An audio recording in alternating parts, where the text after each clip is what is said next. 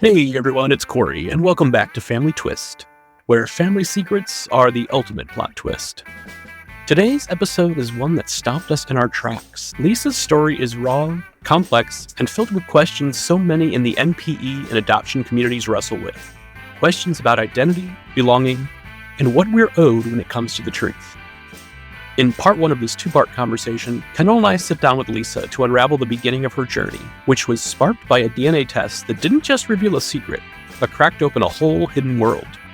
What happens when you uncover the truth, but the people closest to that truth shut you out? And just a heads up, this conversation gets emotional. Lisa is incredibly generous with her vulnerability, and we think a lot of you will feel seen in her words.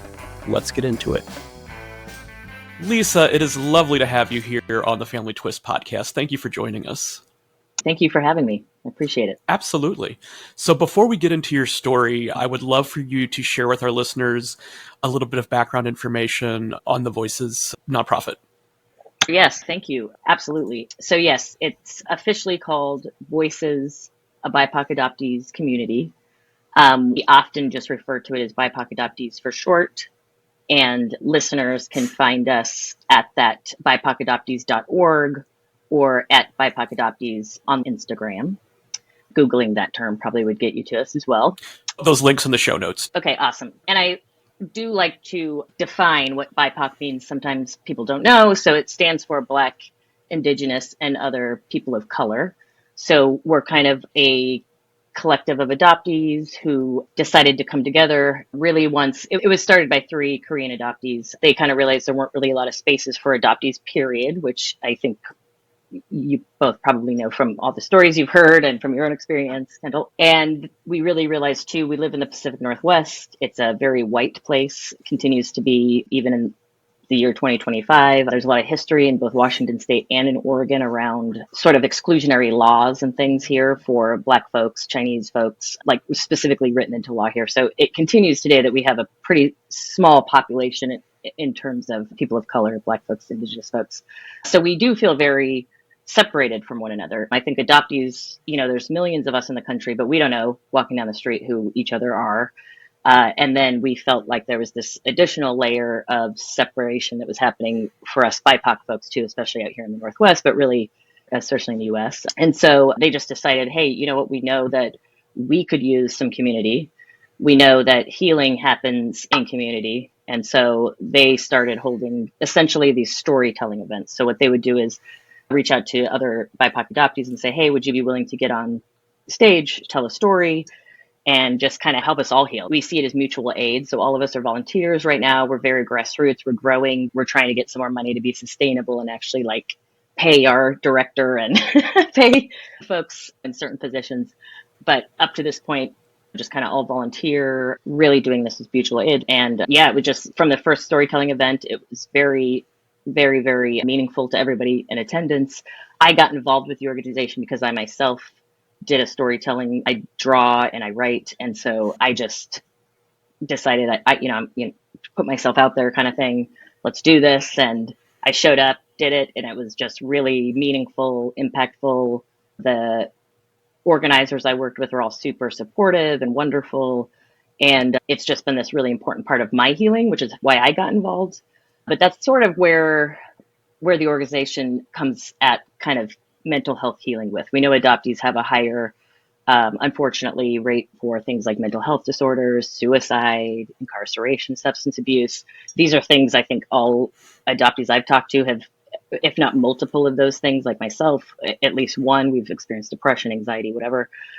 So we just realized that no one else was coming to save us, for one thing. A lot of times the narrative around adoption is so positive. Most people look at us when I say, hey, I'm here to fundraise or do whatever for this group. They're like, so what? You're you got your family. What's the problem? They kind of see it as like we've already been given the reward of, being taken into this family. So a lot of people don't even see us as a marginalized group that needs help, adoptees or BIPOC adoptees. So I think we just kind of came to that conclusion. We need to help each other. We need to make our own kind of places and healing spaces. And so that's kind of where it all came from. And so now this is kind of our second year of full CO13 status operation. We're about to this summer have our second annual BIPOC Adoptees Conference. So it's about a 300 person conference. It's BIPOC adoptees only. We put it on last year. It's in Portland, Oregon, and it was really successful. We sold out. All of our events are free to our community, so there are no barriers for being able to access them, which also adds to our funding.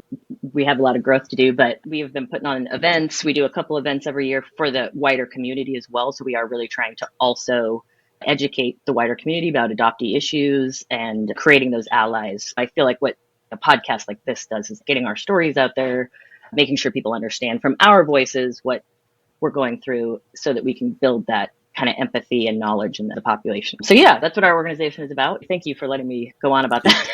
It's very important work to me.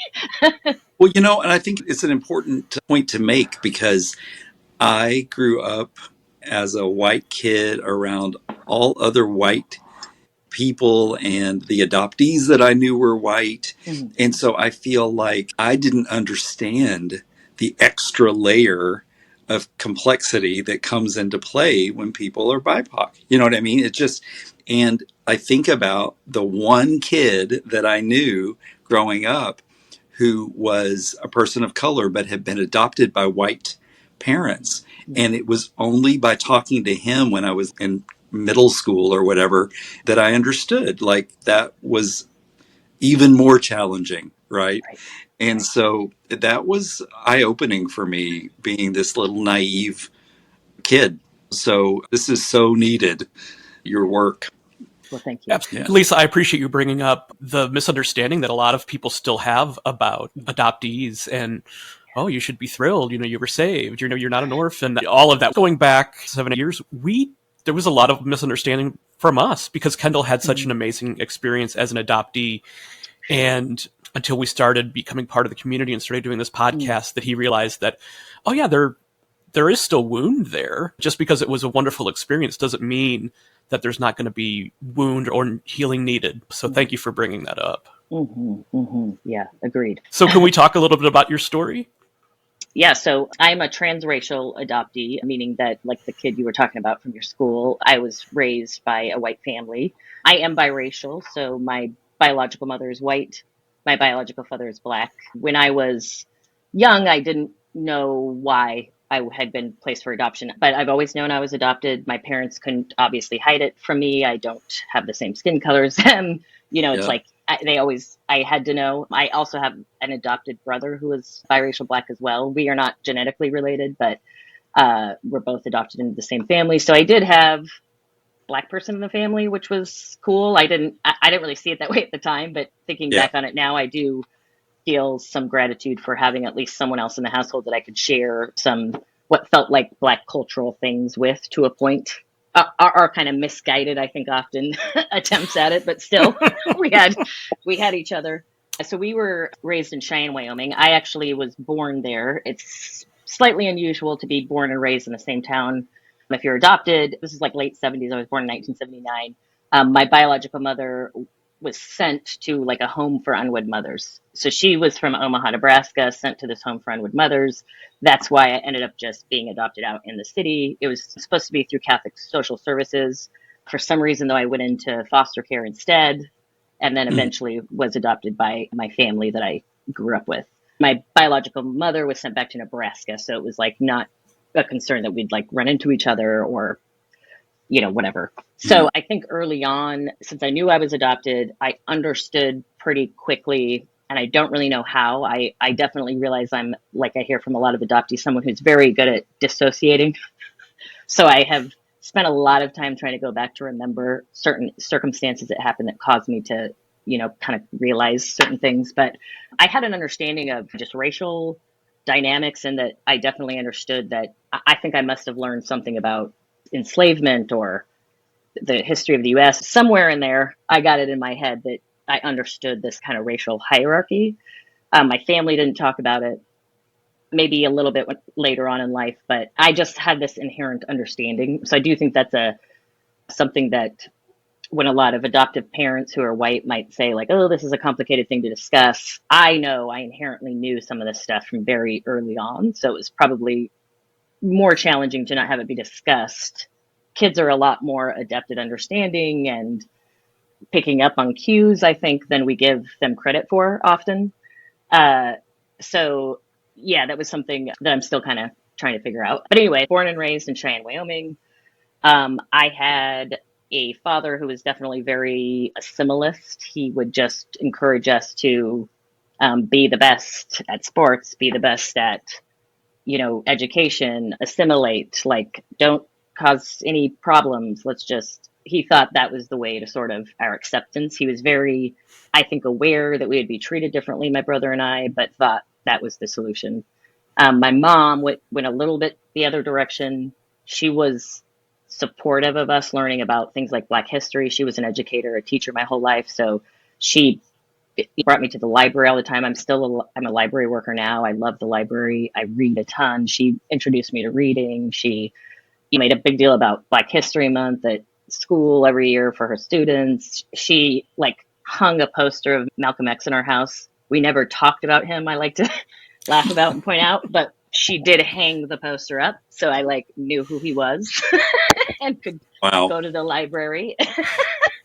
Hey, um, yeah, I mean, some kids got nothing. So I very much yeah. thinking back now and, hearing stories from other helps put just my youth into perspective in different ways. But kind of as soon as I could, I knew I wanted to leave Wyoming. I feel a deep sense of like ownership to Wyoming. I have no other feeling of ownership over anything else. So I think that's why I have this feeling about it. I would never live there again. I don't visit there. My parents are both passed away, but I do have like this fond place for it. But I was, as soon as I could, kind of moved away. Because I grew up in Wyoming, I mistakenly came to the Northwest thinking this would be like much more diverse, which it is not. I mean, Right. it's more diverse, but not much more diverse. But I Yep. do love living here. So I have pretty much stayed here for the last 20 some years now. I've been in the Pacific Northwest. I briefly lived in North Idaho for a year, which was a wild ride. My mom lived up there and I moved up there for a bit, which turned out to be great because she actually passed away right after that year Mhm. that we lived up there. So I had to get to spend some more time with her. But generally, Sure, no. I am in Reunion. I can talk about that a bit if you'd like. That's what Whatever else kind of interesting. Yeah, Reunion. So what happened is, as I was getting older, getting closer and closer to 40, I did decide I wanted to maybe learn something about my at least medical history. I had decided to do 23andMe. It was a little bit more medical kind of related at the time. Like it would, check you for breast cancer genes and et cetera. So I did that. Nothing really came from it. I did match me with some people, but I reached out to one, but it didn't really go anywhere. And mostly I just was like, great, I don't have any of these genes. Eventually, I read a couple books, got me like kind of going on this. And I think this has happened to a lot of people I've talked to. But so Nicole Chung's book came out, All You Could Ever Know. Is that the title? I always mess up the title. But anyway, she wrote a book about being in Reunion. I'm not sure if you've read her book, but so good. Rebecca Carroll wrote a book, Surviving the White Gaze.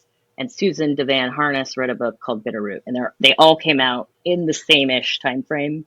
I actually tried to read Susan's book first, and it was like too hard for me to read. It's a kind of a tough read, and so I read Nicole Chung's instead.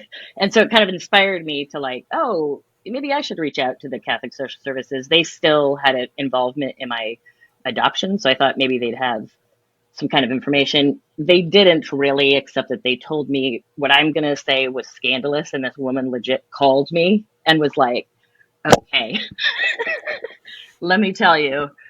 So she said that all she could tell me was that my biological mother had said she didn't know if I was the product of three different men. That was what she had said. And so this woman had found this scandalous, called me to tell me this. And I was like, oh, okay. So this actually kind of got me interested because I was like, ooh, scandalous.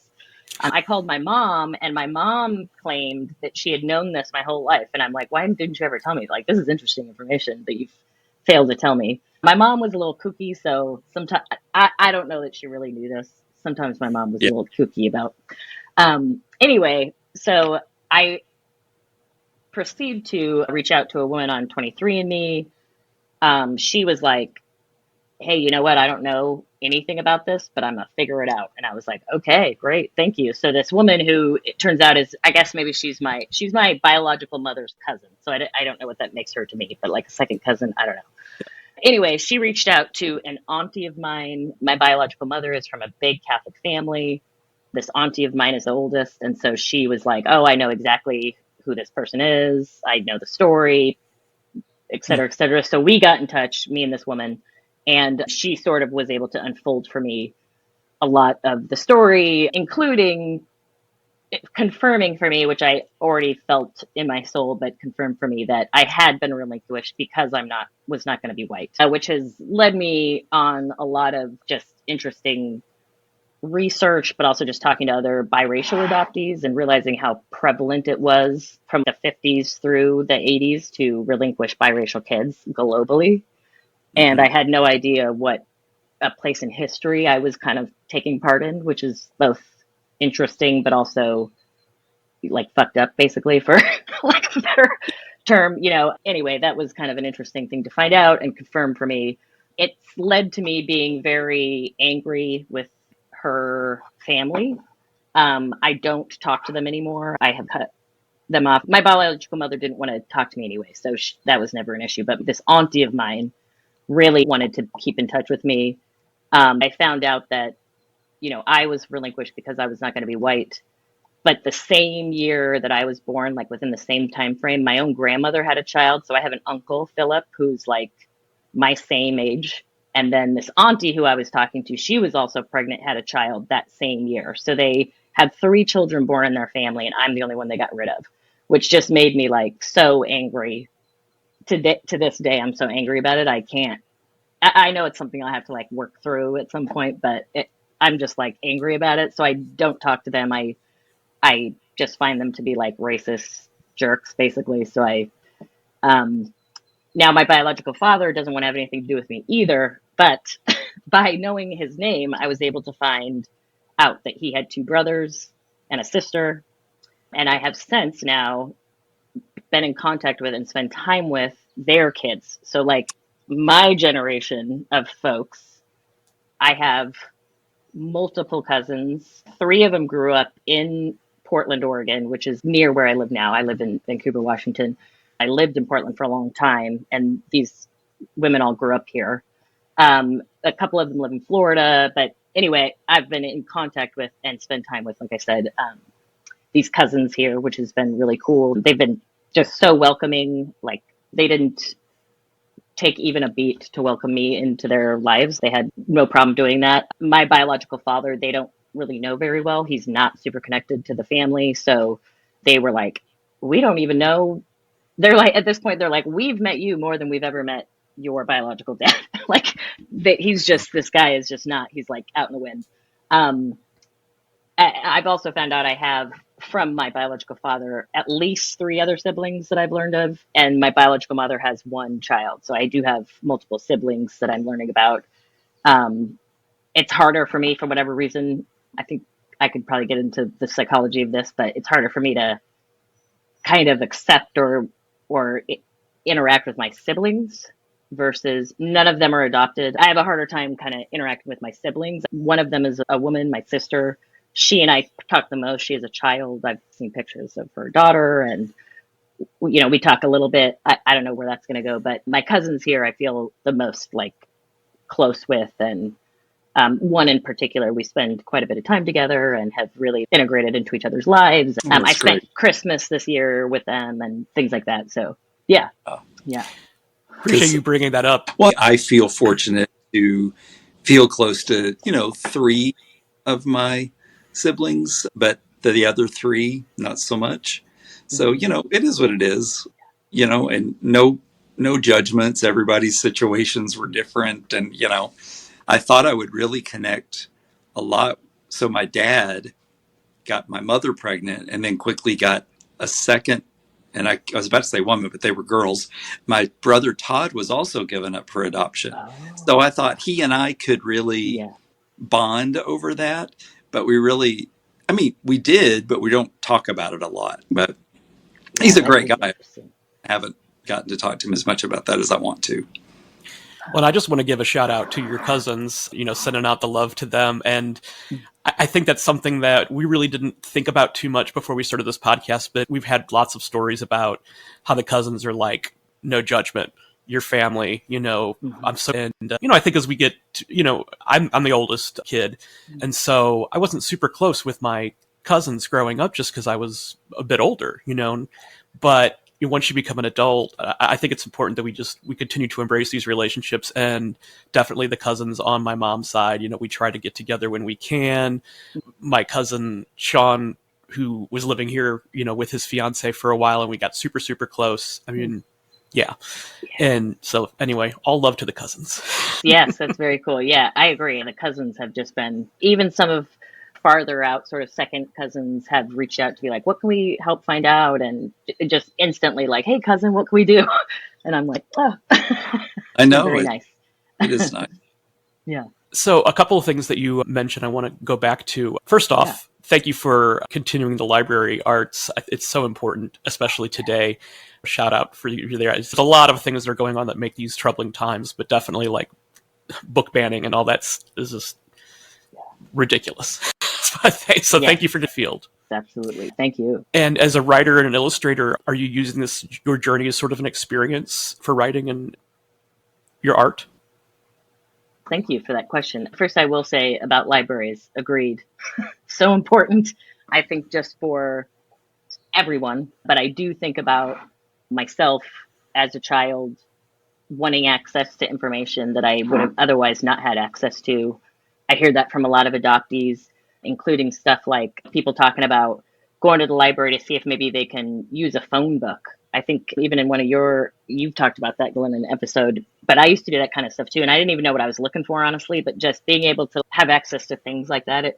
And libraries offer that, as well as now things like internet and laptops sometimes, or we used to offer like hotspot device. There's just a lot libraries offer that I think people don't even understand. Folks that, we serve, they come in there for help with things like internet, help with typing up, printing a resume. It's like these services beyond books, which are also so important. Information's important, but it's coming from so many different places now that you can access through library.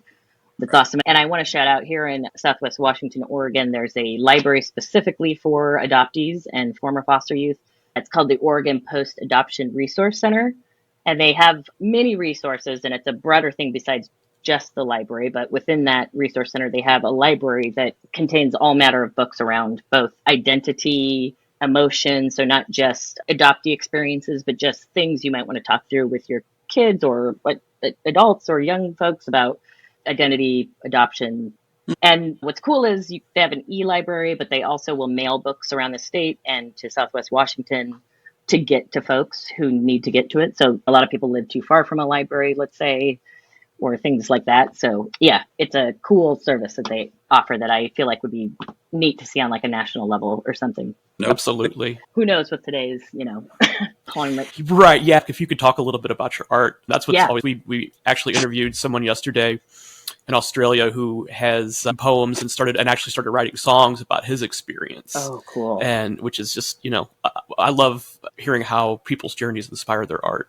Focus most of my art and writing, I'd say, on my experience as an adoptee. When I was a kid, I loved to draw. I loved coloring. I just loved that kind of stuff. I really feel like it was kind of this part of like blueprint of who I should be. I didn't see it as valuable to my father, so I moved away from it and got much more into sports and academics, and originally wanted to go to school for art, but then ended up being like, oh, okay, Dad's not going to like that. So went to school for science, pushing away.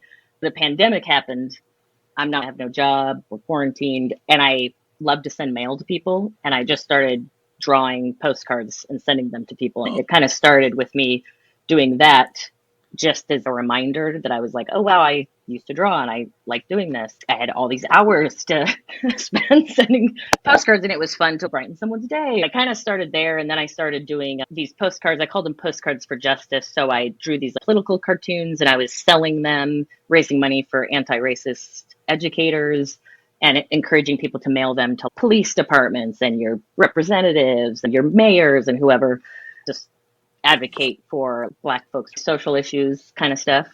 Um, that was the first time I thought that could see myself using art. I could see art in a way outside of just something to look at. I didn't really think about art like protest art now or like political cartoons. So it kind of like awoke something in me. Now I have sort of this online persona, is the best way I could describe it, as the adoptee clown, is what I call myself. And I have a little character that I have of myself that I kind of drew around, like more so I looked as a child. So I kind of use this online Substack that I have as like a diary. So I call it a diary really because I'm thinking about what I'm writing, but it's very much about things that I'm going through or thinking about, thinking, which is why I call it a diary. It's not super polished. It's not, I'm just like, oh my gosh, I just realized I do this, or I just realized, because I have only been in therapy really for the last 3 years. So I'm very much an out of the fog, they call what sometimes adoptees go through, not really realizing maybe all the ways their adoptions have impacted them. That was certainly true for me. I was very much like, I'm all good. I was adopted, whatever. However, I was desperately sad, anxious, depressed my whole life. I finally reached a point where I really was like, I'm sick of like hating myself and hating my brain and hating life. This is not living. That I was like, there's more to all of this. I was trying to kind of unpack being raised by white folks, but then it kind of just kept getting deeper and deeper into like my adoption and transracial adoption, which are to me kind of two almost different things, but that intersect. So anyway, a lot of my writing really did start with like journaling and therapy. And then I started putting that on Substack. I didn't even tell anyone about it except my husband. I was like, you can read this, but I'm not telling anyone else about this. And I was really just using it as like a diary until I met the BIPOC Adoptees organization and really started sharing. And even then, in these really safe adoptee only spaces, that I finally was like, all right, I'm going to actually publish this. I like let my sister and brother know that I was like writing this stuff. My parents were already passed away, so I didn't like warn them, but I warned some of my like aunties and stuff. I have a big family, extended family on my dad's side. I feel very complicated about how I feel about them now. With my parents gone, I feel very much like that's their family, like not mine anymore. That's where we're going to leave things for now. Lisa's story is far from over, and in part 2, we dive deeper into the fallout, the boundaries she's had to set, and how she's finding her way forward despite the rejection. These stories, they're never clean, but they're real, and sharing them is how we take back our power piece by piece. If Lisa's words resonated with you, we hope you'll come back for the next chapter. Until then, this is Family Twist, and remember, family secrets are the ultimate plot twist. The Family Twist podcast is presented by Savoir Faire Marketing Communications and produced by How the Cow Ate the Cabbage